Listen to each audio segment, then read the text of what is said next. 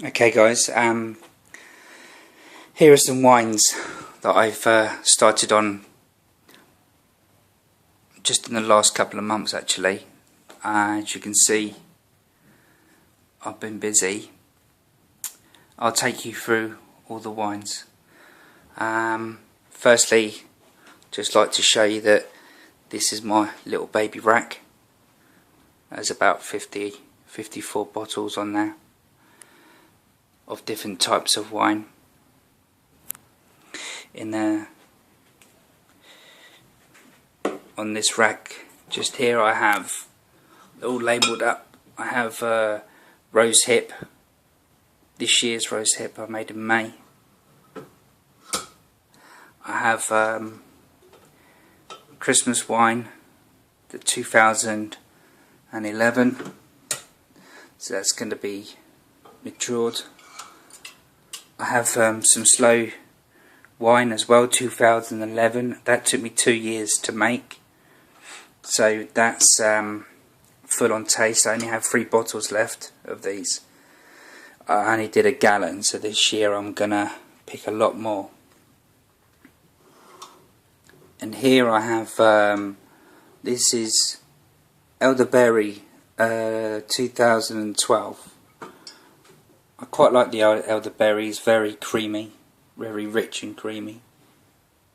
The sloe gin is almost like a sherry. The Christmas wine is Christmassy. We all know what Christmassy is, yeah? Right. And the slow wine, sorry, the Rose Hip wine it's almost a sherry sort of taste. Very strong. Pungent. Down here I have my last bottle of elderflower, and then I have lots of strawberry wine. So the strawberry wine is like rocket fuel, very strong. And here, bottom one, I have Gala melon wine. Not too bad, it's quite nice actually, quite refreshed. A refreshing drink, nice, very chilled. In these 2 demijohns here, I have this one here is dry apple wine, just a couple of pounds of sugar in that. And this one here is apple and pear wine, just a few pounds of sugar in this as well.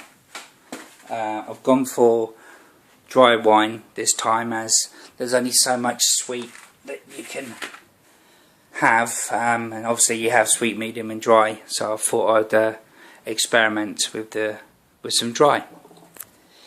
In here, in this big demijohn, I have Italian grapes, this make. This is just pure grape juice in this one. For Italian, it's a very small amount. It's 5 crates of Italian grapes all the way from Italy that came 2 weeks ago. 5 crates of grape obviously gave me half a demijohn of just juice, so that'll be ready at Christmas time. No added sugar, nothing to it. Be much looking forward to this. You can use it for anything. This is another Italian wine. I just had 2 crates of grapes. Each crate of the Italian grapes are about 7 kilos a crate. About £7 per crate. So I have 2 lots. I only wanted one to fill this one up, but obviously I've got 2 different types due to an error that somebody made. And in here I have actually got some white grapes that somebody gave me. So they're in the first stage of fermentation. So I've been fermenting these now for about 3 days and stirred them twice a day. House smells amazing. Fresh fruit. And obviously hearing the gurgling sounds all the time makes you feel at home really. Okay, so coming back to this side, over here I have some wines that I made. This is white grape wine from Uncle Terry's garden. I still have a gallon 3/4 of a gallon of this stuff. This is ready to have a drink when required. And obviously this is the strawberry and raspberry wine, quite fruity. Over here I have dandelion wine, which takes about 6 months to make. I have dandelion and burdock wine, and then I have apple and raisin, and this is with white sugar. I tried it with brown sugar as well, and I prefer the brown sugared wine. And then this is banana, 2012, very strong banana, also like rocket fuel. The strongest wines that I've got are probably the Italian grape and banana, strawberry, and gala melon. They seem to be quite potent. Okay, so if we look over here, then I have my special rack. So on the special rack I have this is elderberry from 2011, so I'm not to touch that for a little while. Then I have Italian 2011. I have Christmas 2011, a slow wine. It's 2 years old. 3 years old, sorry, because it takes 2 years to make. And then I have one of my new rose hip wines. So this is my special rack, and it's not to be touched unless there is a good reason to have a special occasion and start enjoying the drinks. Obviously the aim is to hit maturity so they gain better quality taste. Over here, back to the table, I have this is, sorry, my phone just beeped, battery low. This is the red currant wine that I got from a friend's house. As you can see, very red. Looks like marble red. Down here I have this is blackberry, pear and apple and elderberry wine. This is half a gallon. Pretty much what juices are left over I've made into wines, obviously because they won't fit in a gallon. This is elderberry again. A lot of this was just pure juice, so I collected more fruit and berries than what I needed to, which obviously increases the better quality and taste of the wine. In here, this is elderberry, as you can see here. I'm not too sure if I can, better keep it that way. So this is elderberry I picked in September. I was very lucky to find the elderberries, as the wood pigeons have been around harvesting themselves and feeding their crops up. Here I've got some crab apple, the crab apple with raisins, 1 gallon of this.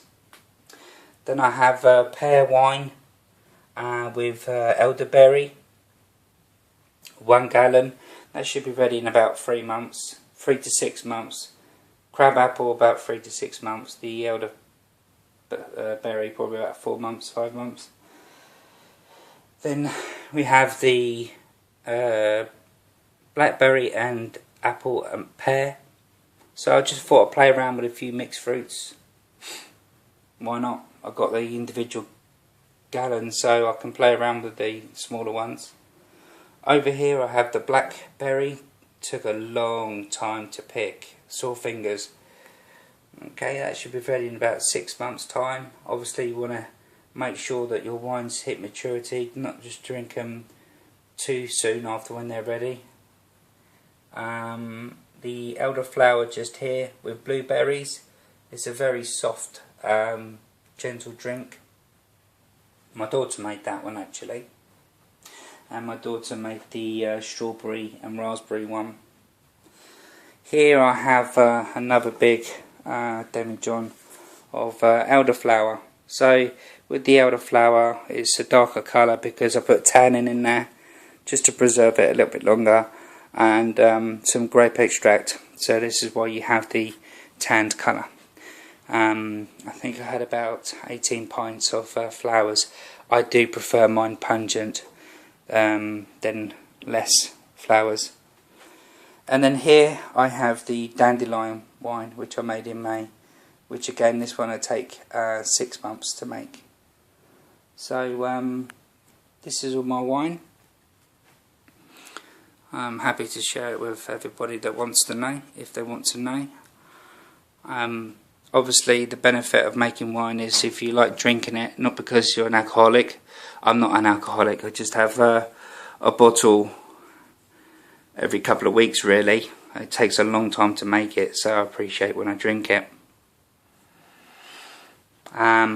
It becomes an expensive hobby if you have to buy your fruit. So what I've done, I've noted down all the areas where I can find all my fruits and pick them for free. So the trees that I've noted down, I will prune myself and maintain the trees in good quality, good condition, and ready for the following year. So obviously the garlic melon, strawberry and banana I'd have to buy, as we don't grow them here. The pear come from a friend's garden.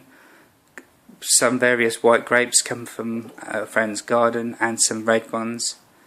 The elderberries come from the local woods, but not near a main road. The apples can come from a woods, but not near a main road. I've never seen a wild pear tree, but it can happen. And obviously when you have all these fruits, you can bag them up. You can actually freeze them in the correct pounds per gallon, which will help you, saves you breaking them up and making a mess. So example, if I need crab apples, I've got 6 pounds of crab apples already in the freezer ready for when this one's finished, so I can make another one. And the elderberry I've done again, so I've managed to freeze some elderberry. And pear. The pear, I've managed to leave the pear to mature to its maximum taste before it goes off pretty much, so it's got more flavour, so the next lot of wine should be a lot better. Okay, well thanks very much for watching, and hope you enjoyed it. Take care.